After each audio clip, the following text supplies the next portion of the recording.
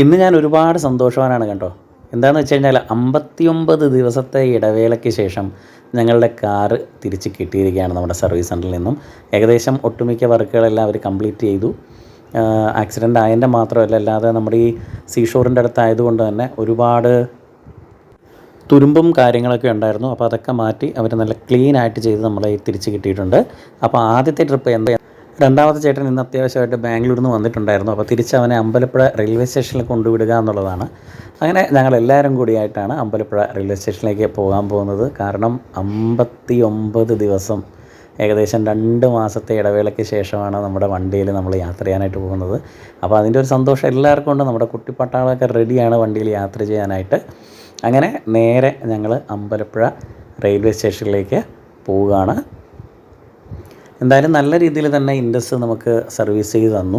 താമസിച്ചെങ്കിലും കുഴപ്പമൊന്നുമില്ല. എല്ലാ വർക്കും ഞാനൊന്ന് ഓടിച്ച് നോക്കാനും കൂടെ ആയിട്ടാണ് അമ്പലപ്പുഴയിലേക്ക് പോകുന്നത്. കാരണം അവർ പറഞ്ഞു, സാർ ഒന്ന് ഓടിച്ച് നോക്കിയിട്ട് എന്തെങ്കിലും പ്രയാസം ഉണ്ടെങ്കിൽ അറിയിക്കണം എന്നവർ പറഞ്ഞിട്ടുണ്ടായിരുന്നു. അപ്പോൾ അങ്ങനെ ഞങ്ങളിത് ഇതുപോലെ 2 മാസങ്ങൾക്ക് മുമ്പ് പോയപ്പോൾ കുറച്ച് ദൂരം കൂടെ മുന്നോട്ട് വന്നപ്പോഴാണ് നമ്മുടെ കാറിൻ്റെ ആക്സിൽ ഒടിഞ്ഞ് നമ്മുടെ വണ്ടി അപകടത്തിലാവുന്നത്. ദൈവാനുഗ്രഹം കൊണ്ടൊന്നും സംഭവിച്ചില്ല. പക്ഷെ അന്ന് ഈ ബാരിക്കേഡിലാണ് തട്ടിയത്. ആ ബാരിക്കേഡ് ഇപ്പോഴും അതുപോലെ അവിടെ ഒരു 35 ഡിഗ്രി ചരിഞ്ഞാണ് നിൽക്കുന്നത്. അതാരും തന്നെ നേരെ ആക്കാനൊന്നും പോയിട്ടില്ല. അതിലും വഴിയൊക്കെ പോകുമ്പോൾ നമ്മുടെ അന്നത്തെ ദിവസമാണ് എനിക്ക് ഓർമ്മ വരുന്നത്. ഇത്രയൊക്കെ നാളായിട്ടുണ്ടെങ്കിലും ഇതുവരെ നമ്മുടെ വണ്ടി ചിലപ്പോൾ പഞ്ചറൊക്കെ ആയിട്ടുണ്ടെങ്കിലും ഒരിക്കലും നമ്മുടെ വഴിയിൽ ഇട്ടിട്ടില്ല. ആദ്യത്തെ ഒരു സംഭവം മാത്രമാണ് അങ്ങനെ സംഭവിച്ചത്. എന്നാലും അത് ഒരുപാടൊന്നും നമുക്ക് മുന്നോട്ട് പോകേണ്ടി വന്നില്ല. വീട്ടിൽ നിന്ന് ഇറങ്ങിയപ്പോൾ തന്നെ സംഭവിച്ചുകൊണ്ട് തന്നെ ഒരിക്കലും നമ്മുടെ വണ്ടി നമ്മൾ വഴിയിലാക്കിയിട്ടില്ല എന്ന് തന്നെ വേണം പറയാനായിട്ട്. പഞ്ചറാണെങ്കിൽ പോലും വീട്ടിലെത്തുമ്പോഴായിരിക്കും നമ്മൾ പഞ്ചറെന്ന് പറഞ്ഞ് കാണുന്നത്. അപ്പോൾ തന്നെ നമുക്കത് പഞ്ചർ ഒട്ടിക്കാനായിട്ടുള്ള സൗകര്യം റെഡിയാക്കിയിട്ടുണ്ട്. എന്തായാലും ഗൗതമൻ്റെ രഥം എന്ന സിനിമയിൽ അവരുടെ നാനോ കാറ് കുഞ്ഞൂട്ടൻ എന്ന പേരിലാണ് അറിയപ്പെടുന്നത്. അതുപോലെ ഞങ്ങളുടെ വീട്ടിലെയും കുഞ്ഞൂട്ടനാണ് ഞങ്ങളുടെ സ്വന്തം കാറ്.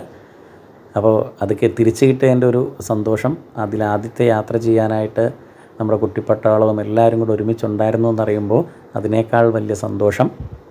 ഇനിയും ഒരുപാട് യാത്രകൾ ചെയ്യാനുണ്ട്. അപ്പോൾ ഇനിയും നമ്മുടെ കുഞ്ഞൂട്ടനുമായിട്ട് ഒരുപാട് യാത്രകൾ ചെയ്യാൻ ഭഗവാൻ ഞങ്ങളെല്ലാവരെയും അനുഗ്രഹിക്കട്ടെ. നിങ്ങളെല്ലാവരുടെയും പ്രാർത്ഥനകളും നമ്മളോടൊപ്പം വേണം. നിങ്ങളുടെ പ്രാർത്ഥനകളൊക്കെ കൊണ്ടാണ് ഞങ്ങളുടെ കാര്യങ്ങളൊക്കെ നല്ല രീതിയിൽ മുന്നോട്ട് പോകുന്നത്.